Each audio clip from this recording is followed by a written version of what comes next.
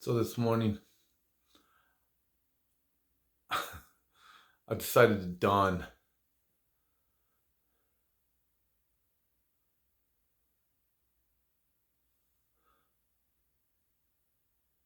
the mantle of the Lord. See this garment? I believe it's 100% wool. I'm not 100% certain because it doesn't have a tag on it. It came from deep down in Mexico. A friend of mine, Jose Guerrero, got this for me. And I'd asked him, hey, I'd like to get a poncho, right? He goes, all right, I'll get you a poncho because he's going way down there to Mexico, see somebody, people, relatives, something like that. Anyway,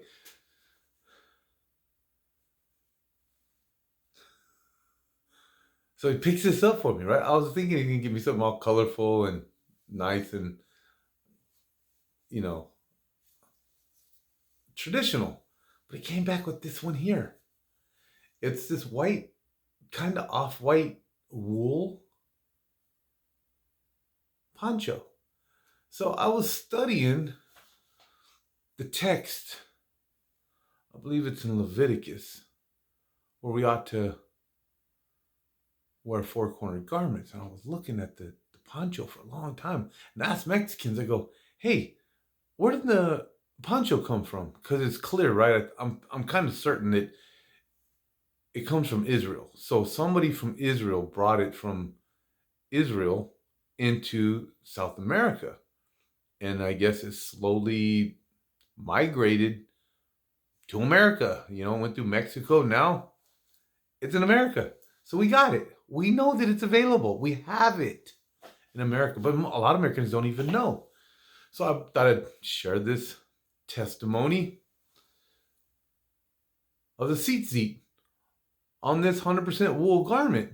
Kind of what it means. I don't know it all. I know some of it. So I thought I'd share what I know. Maybe somebody will know more and be able to elaborate. We'll see. Anybody cares, we'll see. Anyway, so we start off with that first knot there. This one right here. Genesis and the yod. So every time that knot there is seen by people that know, in the beginning God created the heavens and the earth, they know that. It reads that very clearly. That's Genesis 1. In the beginning God created the heavens and the earth. And it was without form and void. And darkness was upon the face of the earth. Something like that. I don't know everything. Again, what I can hear in me, that's what it says. So every time I put this on, right? Matter of fact, I wore this. Me and my wife got married about 27 years ago. We had a little rinky-dink wedding on a kind of homeless, hole in the wall building with a small, humble pastor, small, humble pastor that there wasn't a very big congregation, just a few people. Anyway, her family wasn't there. And I felt bad, because we were living in Texas at the time and our family's in California. Her family's in California. I have family in California, but mainly her family's in California, right? And I had family in Texas, so I had people there. It was nice. My family was there. Anyway, so we did let me back up a little bit. I was really convicted, right? I was like, man, my wife we had been married 13 years, right? My wife had done such a good job of becoming a good wife. Like she started out kind of rough and difficult, but after 13 years, like, man, she really deserves the honor that a wife deserves, to be married in front of her family. Even though we had the documents and we had already made the commitment with the marriage license, we still could do a reception party 13 years later. So I donned it, right? Everybody was basing on me, calling me potato sack and all these other names, right? Why are you wearing a potato sack? I'm right there. Matter of fact, consider this. I had a hall right on the bay. And believe me, I'm not bragging. I'm just trying to say that this is kind of the setting, right? This is the setting right on the bay of San Diego in Coronado. And I'm wearing the bag of potato sack at my wedding, right? You know, I mean, it's just like, so I had a couple changes of clothes, right? So I did this kind of like, hmm, reenactment maybe of leaving Earth and going into heaven, kind of the marriage supper of the Lamb, the bride coming before the bridesmen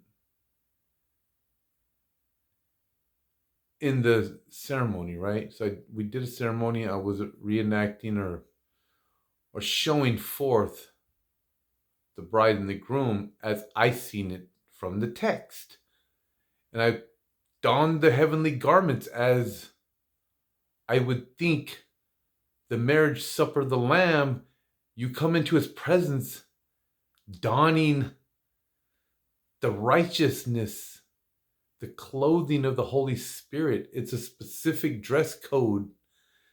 And this one I'm speaking about for me is the humility of the husband before God, an appreciation for the wife He gave me. So I donned it, right? And everybody's like, wow, man, they just didn't understand, they didn't even know. You know, most of the people I know did.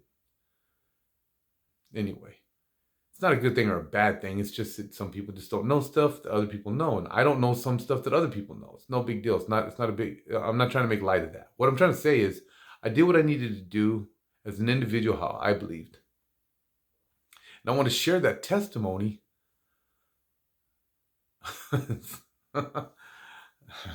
Genesis, right? Genesis, Exodus, Leviticus, Numbers, Deuteronomy. In between, inside the text, right? Think about it. Inside the text. Genesis to Deuteronomy. The name of God is throughout, in and out. Yod He Vav He. I am that I am. Yeah, my wife, she did this tie. We went through a lesson years ago. Man, it must be like 15 years ago that this was done. And she was like, what's this for? And I had to go, I tried to teach her everything, but you know, she didn't really, she's not like me, right? She's different.